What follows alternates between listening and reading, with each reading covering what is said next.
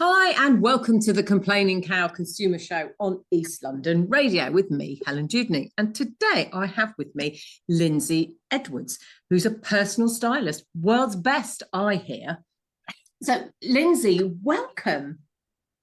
Hi, Helen. Thank you so much for having me. And what an intro. Thank you.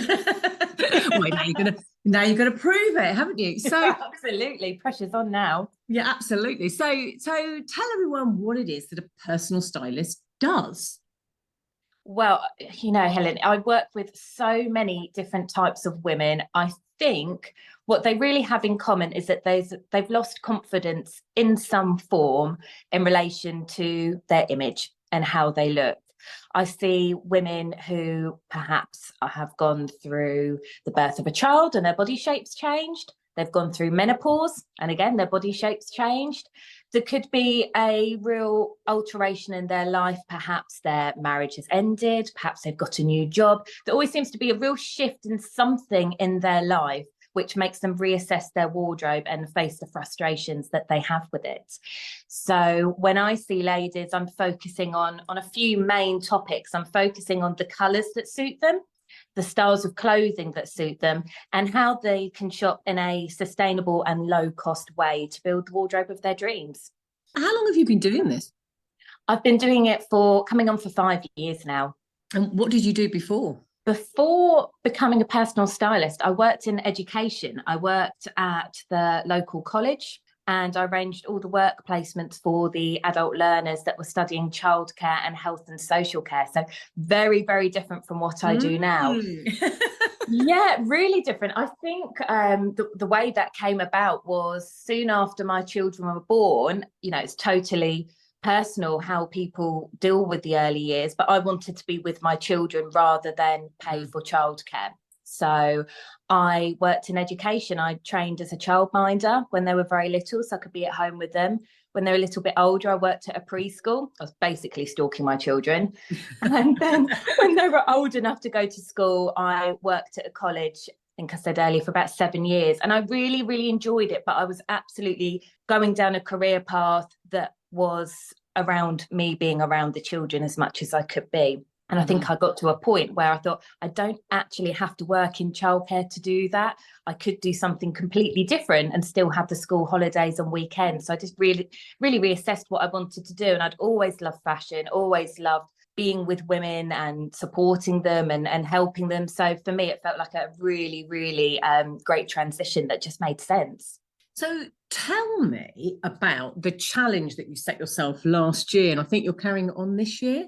I am. It was a real challenge, actually. Well, in some ways it was, some ways it wasn't. I pledged at the beginning of last year to give up fast fashion for a year. So that meant not buying from the high street or online boutiques that I usually would. I was spending around £150 per month on clothes, which is, I mean, we've all got different budgets, but there's more important things to spend money on clothes, let's face it.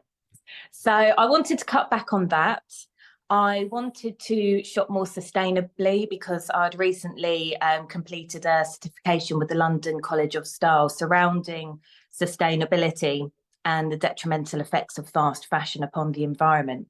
So for 12 months, I only shopped from charity shops, from eBay and secondhand stores online, such as Vinted. I spent in total throughout the year £179.70. I've got this written down, it's very specific. And that was all... No, I'm not that organised.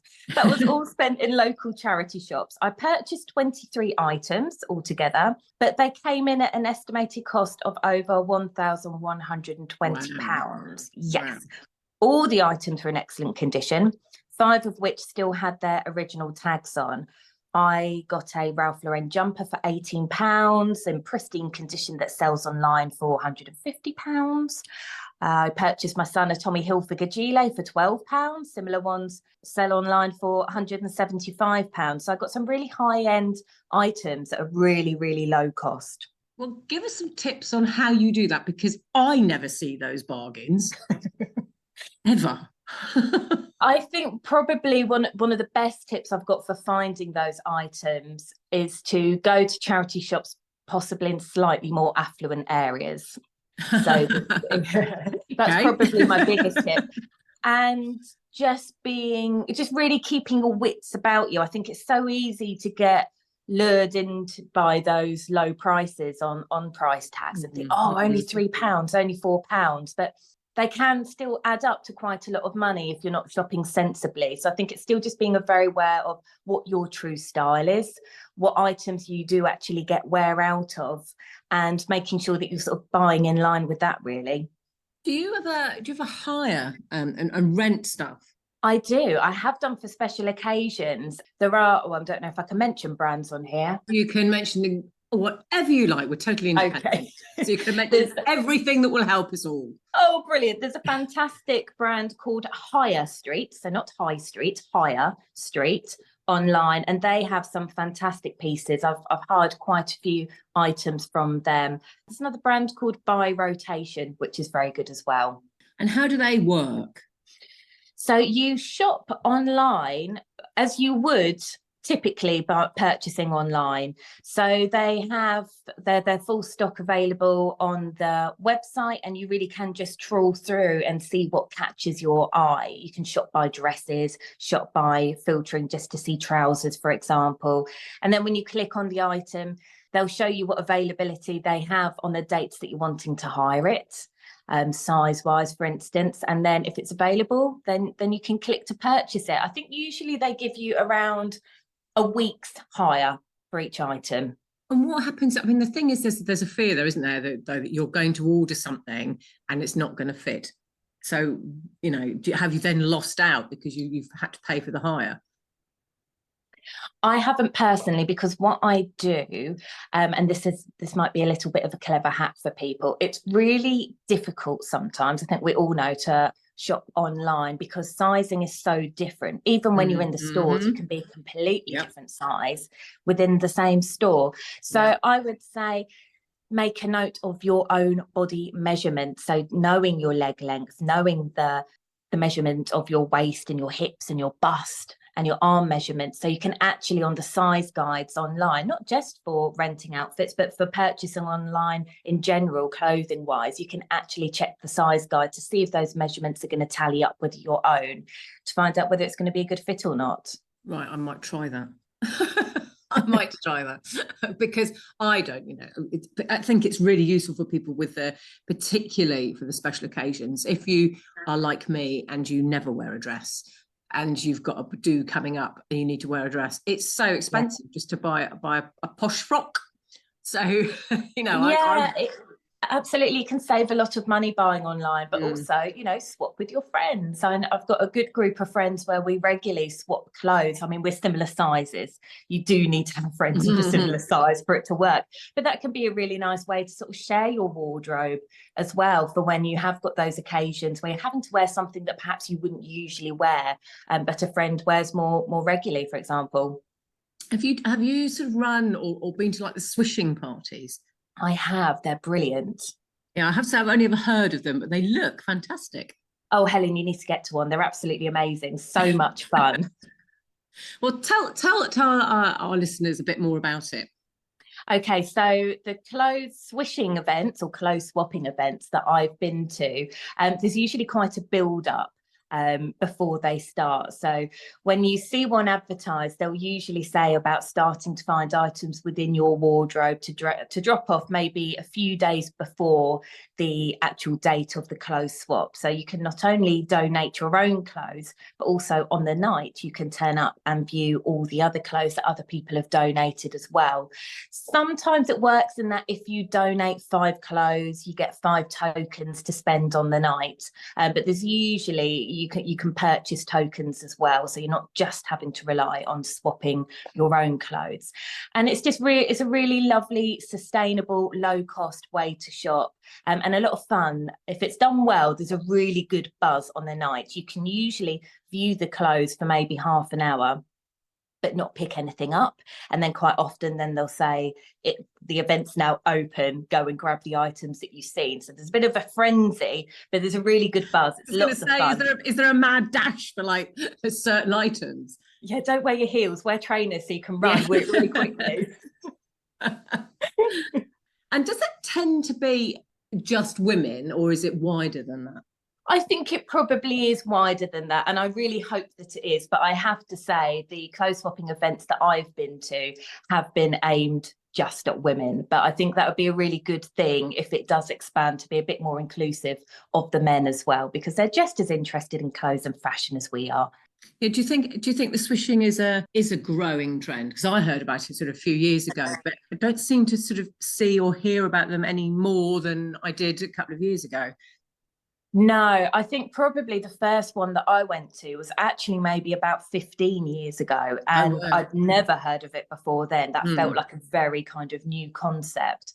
And I do see them advertised far more regularly now, but I don't feel that it's fully taken off. I think that it would be lovely if this became a little bit more of a regular thing. Mm. So how are you still doing with your challenge? Are you keeping it going?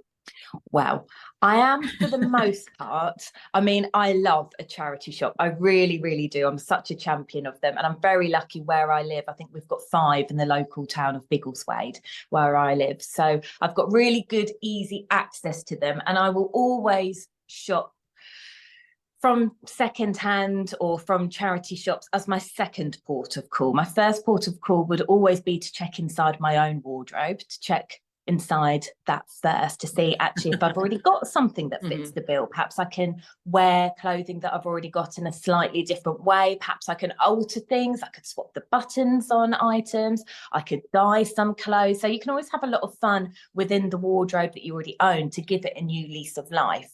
My second port of call would always be to go to the charity shops because I've just had so much success with them. Why wouldn't I? However, I am 5'11", which is very tall for a lady. So It is, isn't it? Very tall. if I'm very, very tall, and it can be a real challenge to find trousers in the leg length that I need from the charity shops. It's one of those ways of shopping. You can't go there with a list and come out with everything that you're looking for. It's very much an Aladdin's cave. What you see is, what you're going to get on the day. It's very successful. I've saved an awful lot of money, but for certain items, I do find that, it's a little bit of a relief now my year is up that I can actually go to the high street or shop online to find those trickier items. so just a little bit of slippage there. Yeah, a little bit. I mean, really, really what I need to do is learn to sew. I mean, that really would be, I wouldn't have to shop from fast fashion at all then. If I was only charity shopping or only making my own clothes, that would be fantastic. But I don't think I've got the time at present. I mean, yeah, you mentioned there about going back to your wardrobe and looking at how you can reuse things and sort of reimagine your wardrobe. What were other tips you have about that, about going to your wardrobe and just going, actually, I don't wear half of this? I think probably, and I go to women's houses and actually work through their wardrobes with them. That's one of the services I offer. And I think even just a process of getting a lot of items out of your wardrobes, or even moving the clothing around within your wardrobe as well, makes you see almost with a fresh pair of eyes. I think we get so used to grabbing items, wearing them, washing them, and putting them back in the same place that we forget that actually a lot of our items work really well with other items within our wardrobe, but we just haven't put them together before to see that they work well as an outfit. So I think just having a rummage around, moving stuff around, and just trying to see it with a fresh pair of eyes and seeing what new outfit combinations you can come up with. And looking at your wardrobe again with a fresh pair of eyes and seeing, what can I do to give this a new lease of life? Could I dye items of clothing? Could I swap the buttons? Could I take it to a local tailor and actually get the fit more personalised to my body shape so it fits better? Is another good tip, I think. What do you think are the biggest stumbling blocks for people in their wardrobe, or maybe trying to change their look? Or what sort of things do people get stuck with? I think the biggest stumbling blocks that women face when they're really sort of working through their wardrobe and finding their style is understanding their body shape. And that can be really hard to see objectively. We see ourselves very, very differently to the rest of the world. I think if we're all a little bit kinder to ourselves, we'd probably be a bit more adventurous when it comes to style. So I think probably just not really knowing what suits us, not knowing what colours or what fit of clothes work particularly well with us. I think as well, we can be very tempted to purchase items that we see other people wearing well, and then become rather frustrated when it doesn't work so well on our own body shape. Yeah. So I think learning what truly suits us and shopping in line with that is a big thing to master. And that's something, as a personal stylist, I help a lot of women with. Do you help sort of people with colour as well? Because I know, for example, I'm always in sort of dark colours. I find it really, although people are sort of surprised because I'm not exactly a quiet person, No, I don't wear really, really bright colours. colour can be really tricky for people who are a little bit lower in confidence. I know this isn't the case with you, Helen.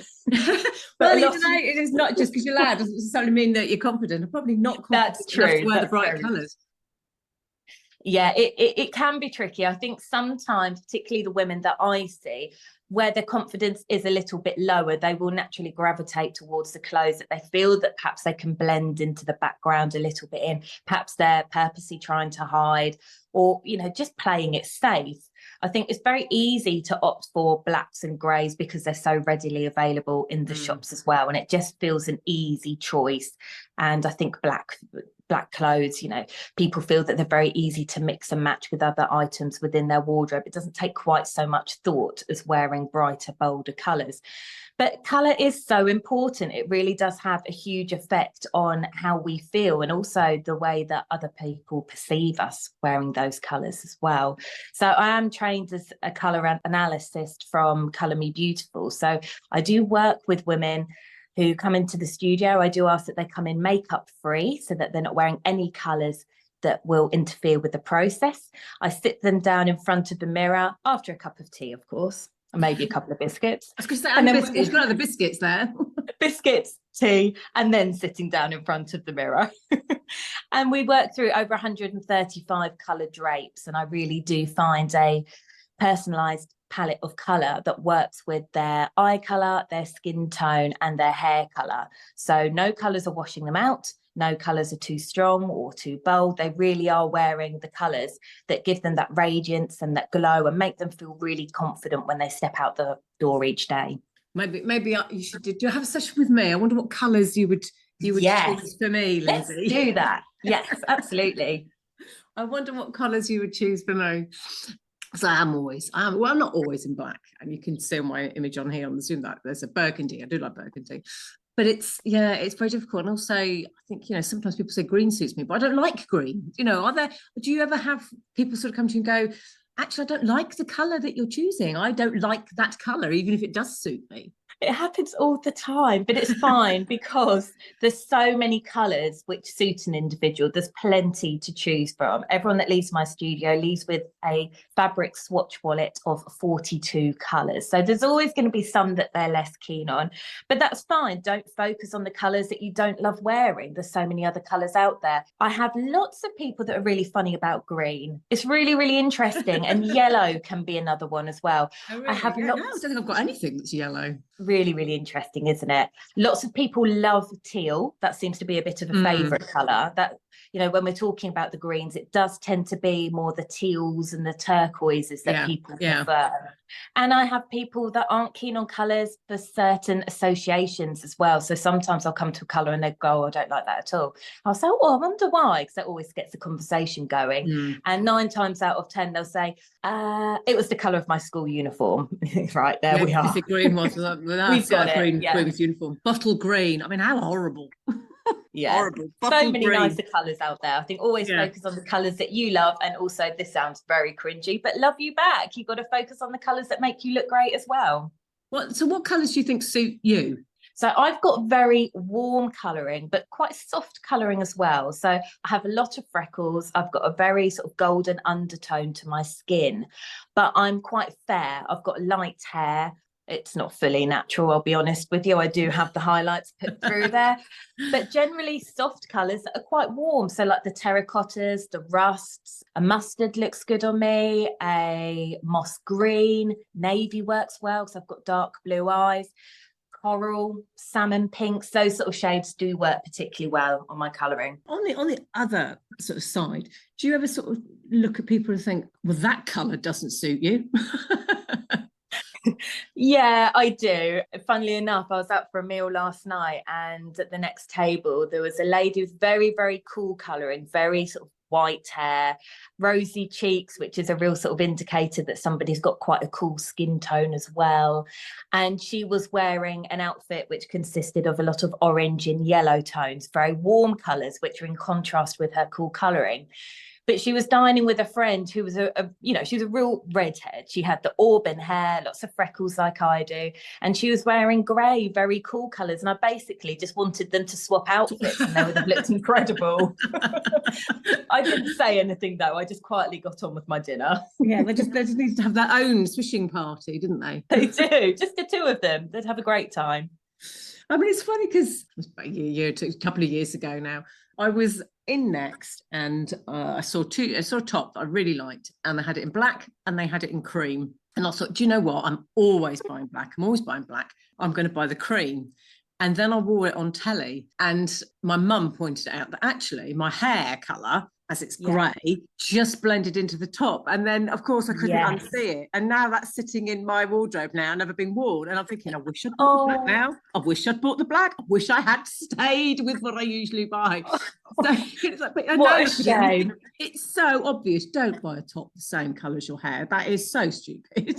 Yeah, absolutely. I mean, the bonus is with that top being such a light colour, you could dye it a deeper shade, of course. Maybe not black. Maybe let's venture out, but another deeper colour would work really well. But there are some colours which are really tricky to wear on screen, not just on TV, but also on Zoom calls. White isn't great, because it tends to give us quite a sort of a glow. It causes the camera to overexpose. So we do look very, very white when we wear white on screen. And red can also give us a little bit of a funny glow as well. We can almost have a little bit of an orangey tinged aura about us when we wear red. And of course, you've got to be a little bit careful with patterns. Anything striped can jiggle about a little bit on screen too. Oh yeah, it always amazes me when you sort of see celebrities wearing stripes, thinking, well, you should know not to do that. It will strobe. I know. Well, newsreaders are the worst. I really want to get in the TV studios and help these newsreaders out. And it's so funny because a lot of them have wardrobe people there. I know. What can I say, Helen? They need me. Absolutely. Well, you have had quite a lot of media coverage yourself, haven't you? Where have you been? I have. I've been in Harper's Bazaar talking about loungewear during lockdown. I've been in Prima. Was that very common? Were people wearing lounge, sort of going around their pajamas a lot more during COVID, do you think? Yes, I think everybody embraced it for the novelty factor to begin with. Yeah.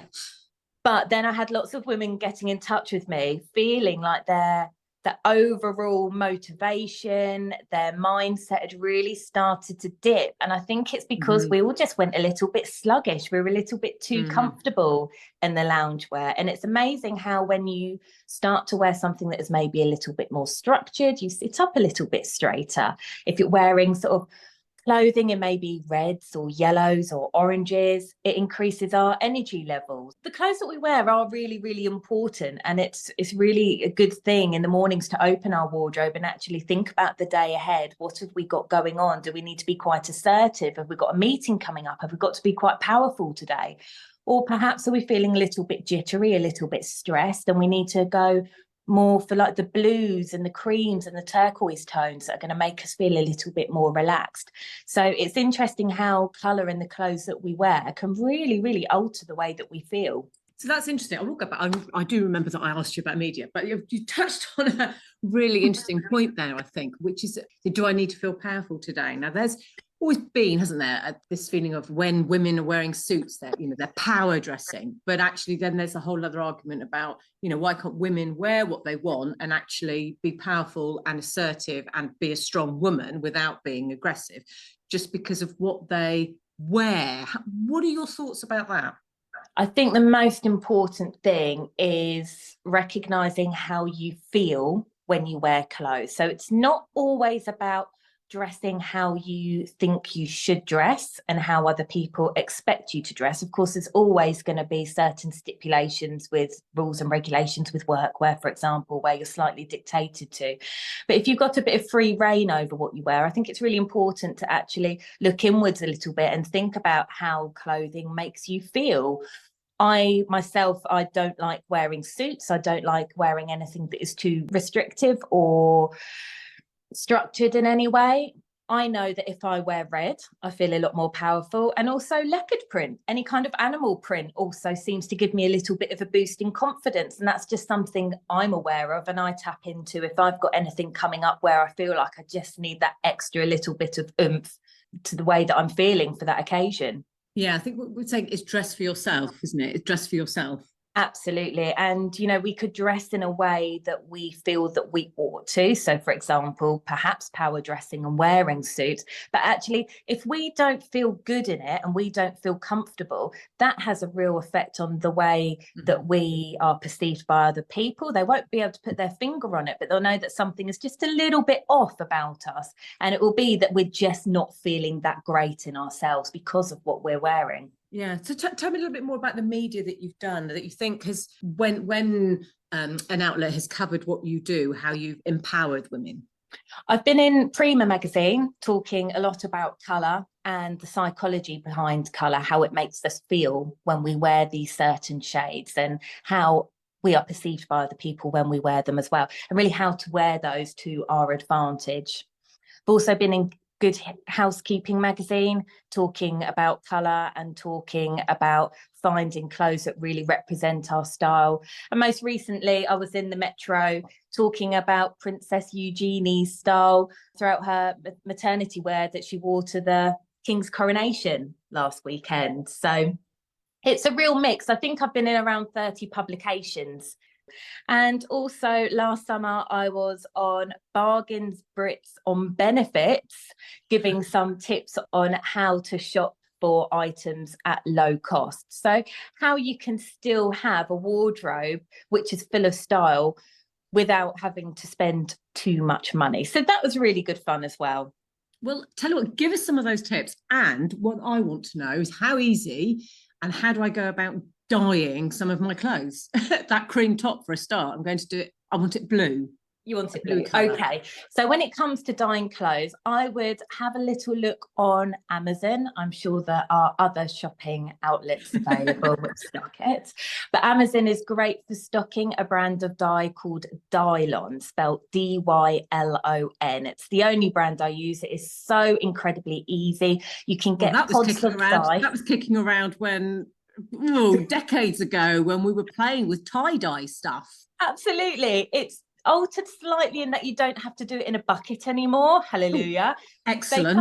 They come in pods which you can pop in the washing machine. And that won't damage my washing machine. That won't colour. No. I mean, Promise? don't sue me if anything I'll happens. sue you if it does. But I've never had any issues. I mean, double check that the washing machine drum is empty and you're only putting in the items that you want to dye. You pop the pod in, wash it as it says on the label, take the pod out, and then put in your Bold or your Lenore, whatever washing detergents you use to give those items a wash through and to get rid of the excess dye. And then you're done. Once that cycle's finished, you can take those items out and you can do a normal wash straight afterwards. And the dye, I've never found that the dye transfers. It really, really is very easy and very reliable. Excellent. And is that an even colour? Because I know when I did it, decades ago, it wasn't even. You'd have the dark patches and the light patches. I've always found it dyes really evenly. Just be aware that anything with zips, buttons, or any synthetic threads can sometimes come out a little bit strangely. So I would just double check the fabric that you're washing. And I would always say, I mean, I presume that perhaps people have used dyes and haven't had the greatest results, despite me always finding it very easy to use. I would always say, don't wash anything that is a really prized possession that you're going to be devastated if it doesn't come out too well. Keep it to the items.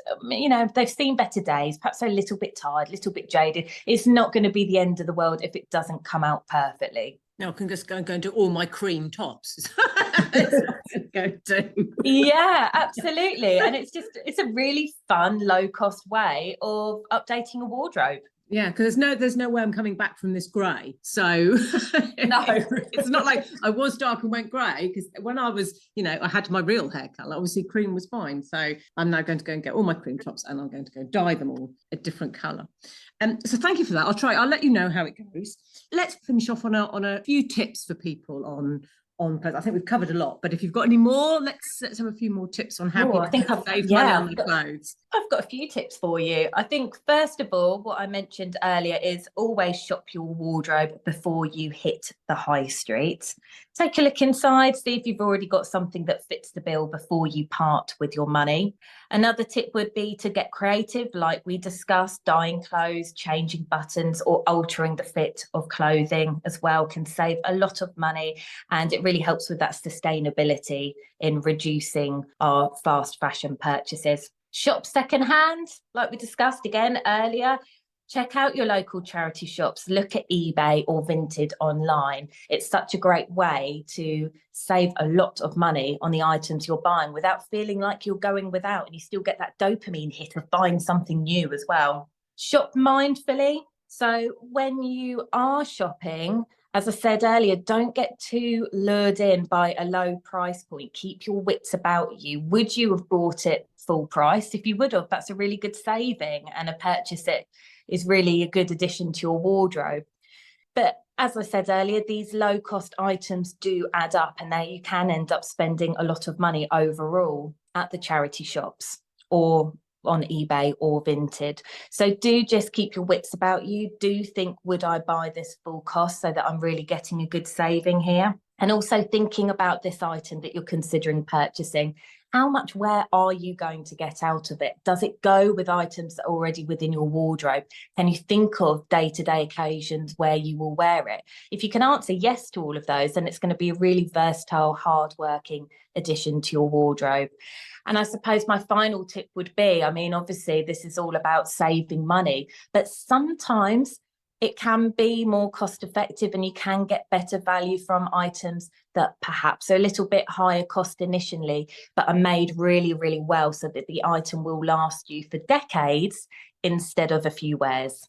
Well, that's brilliant. Thank you so much. It's been really interesting and useful, I think, talking to you, Lindsay. It's been really great. So where can people find you? I'm all over social media, so they can find me on Instagram at Lindsay, spelled LINDSAY _Edwards_stylist. And you can also find me on LinkedIn and on Facebook just by searching Lindsay Edwards Personal Stylist. Well, that's fabulous. And thank you very much for joining me. Thank you for having me. It's been a joy. Really enjoyed talking to you. Good. It's been fun. So thank you everyone for listening. And if you have a topic you'd like me to discuss on the show, you can email me on helen@eastlondonradio.org.uk. And you can find me on my website, thecomplainingcow.co.uk.